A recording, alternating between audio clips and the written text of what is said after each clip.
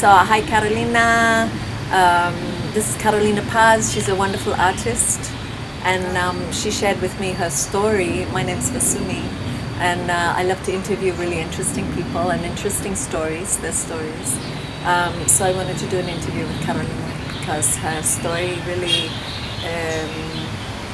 I work with the Mayan calendar, and her story by the codes of the Mayan calendar, it just is another wonderful synchronic unfolding. So I just wanted to hear her story and be able to share it with others. So yeah. Hi, hello. I'm Carolina. I'm an artist. My artist name is actually CaroPaz. My last name is Paz. It means peace, doesn't it? That means peace, yeah. I started painting 1 year ago almost, April 2015. I didn't know how to paint. I worked since I was very young in very huge companies as an advertiser and graphic design, but branding, not like illustrations or things.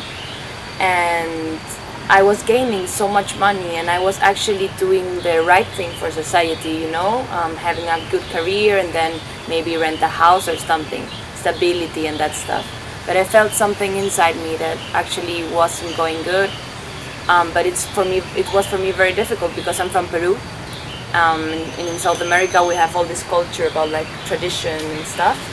So one day I was in a friend's house and he said, okay, if you were a millionaire and you wouldn't have to worry about money and about debts and everything, you know, what would you be doing? And I was like, I don't know, maybe art. But he said, like, you don't even draw, you know, how can you say me you were doing arts if you don't know how to paint? And I was like, yeah, but if you tell me something, I would love to be given a gift, but I don't have any. And he said, okay, and if you were an artist, which kind of artist would you be? And I was like, I would be a muralist because I love big things, you know, and put all my energy on things. And he said, but have you tried it? And I said, no, because I don't know which materials do I have to paint or something. And he said, well, there's a store, we can buy something. And we bought acrylics and paint markers because we didn't know what to use. And he gave me a white wall in his room. And well, my friend Kike, he said like, hey, you just go and paint. And I did.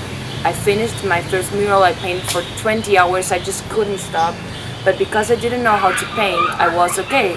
I'm gonna paint about how I feel with you, with your space.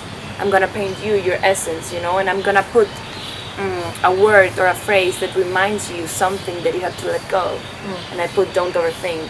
So he can wake up like every day and just look at it and just feel it, you know.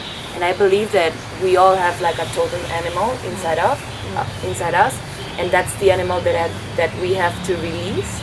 So I thought that he was a cat, so I painted a cat. It was very magical, and at the end he was very grateful, and he said like, this is beautiful, this is very unique.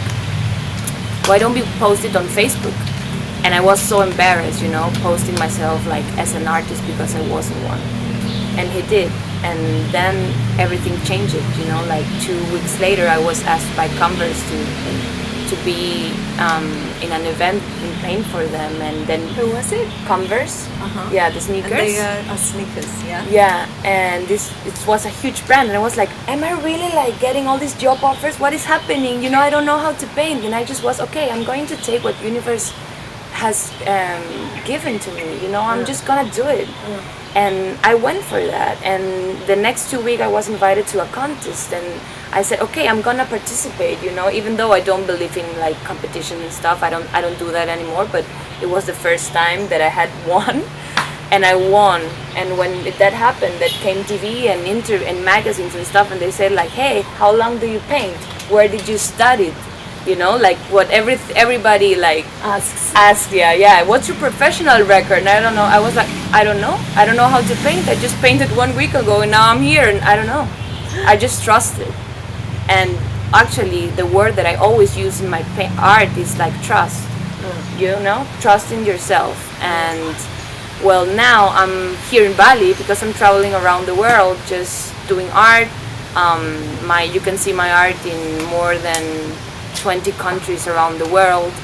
I've worked with big brands. I have sponsors right now that are like giving all the support to me. There's Danco Volco, Latin American clothing brand, and School Candy, the headphones, the North Face. GoPro also gave me a lot of cameras to use in my traveling and stuff. And now I travel around the world, but I had to choose, between, okay, are you gonna do commercial things and are you gonna be back in society and in the market, but now with art, or are you gonna be helping some like other peoples to actually do what you did? So for me it was a challenge between my ego and my essence, and that's why I'm in Bali right now, because I just turned off and turned down a lot of opportunities that I had that actually wasn't the right thing for me to do in that moment. And I started a social project with kids, and I teach kids how to accept reality and to lose the fear of control and just take what you have in the moment and see the opportunity in there. So you're doing that through painting, right? So what I've seen from you is that you encourage the kids when they make what they think is a mistake on the painting, that nothing is a mistake, that you cannot take the mistake away. You just keep adding and you keep playing and you just trust and see what occurs from that. So not to try and get rid of the mistake, but use it as a learning tool and keep it on the platform of art and move through that.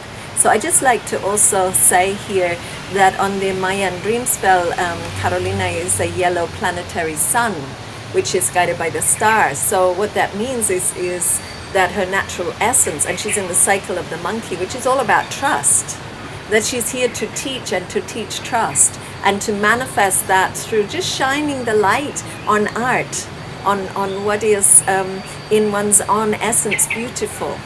And so she is a living proof of that essence, of that dreaming, and just so miraculous, the beauty of your journey from one world into another, and how as soon as you stepped into your essence and you said yes to it, that the world just responded in such a powerful way.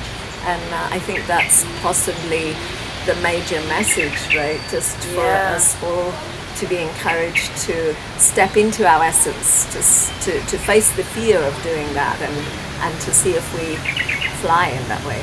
Yeah, a lot of people ask me about the key of success of my rapid growth, and I always say that it's not about talent. There's a lot of people that paint better than me, but it's about that I don't have a concept. My concept is painting from the moment of error, so I never have a sketch. I always know what to do, but I just put myself in that position, I just surrender. Follow the moment. Yeah, and I'm painting here a dolphin, and I'm trying to paint, but I'm not looking at something because it's not going. I'm just painting a dolphin that goes in my head. But when I start painting, I make a lot of mistakes, and all my art is made up by mistakes. So that's actually what brought me to success, that I allowed myself to make mistakes. But the difference between the people that continue doing mistakes and are in this negative circle, it's because they are not aware of why am I doing this? Why is universe putting me in this negative position? What do I have to see? What's the lesson? And that's the only way to transform. So it's not bad making mistakes, and I do it in the art. It's not bad making mistakes in the art, but it's how the consciousness you have, like after doing the mistake, and how you're gonna transform it into your life. Yeah. So what is that mistake as a step forward? How do you use that as a step forward rather than from shrinking from it and trying something else? But you're already you're kind of confounding mistake by not accepting it. So just accepting it and moving forward is a really good way, it sounds like. So thank you, Carolina. No, thank you for the interview. Yeah, I'm so awesome. grateful. Yeah, it's really nice to share this story, and hopefully this story will also help you to move forward. And I just feel really honored to sit here with you and to receive your wisdom. For me it's beautiful to know, because I know that I'm doing what I have to do because everything's happening, and everything is synchronizing and timing and everything. But when I met you, I just realized, that was, because of the Mayan calendar, I could like realize, okay, it's not that something in your head and something that it's because you came here to do actually this, so that's why it's working. So if everybody could actually know what they're here for, it would be magical. So I invite everybody to just go for that and believe in energy and believe in the Mayan calendar and everything that universe provides us that maybe is not tangible, but it's actually true. So it's a wonderful tool. It's a wonderful tool for revealing to ourselves, the next step on, not out into the world, but back inside, and then from that place, taking those steps forward. So super awesome to hear your story and super awesome to share with you. Thank you so much. Thank you. Blessings. Thank you. Bye. Thank you. Bye.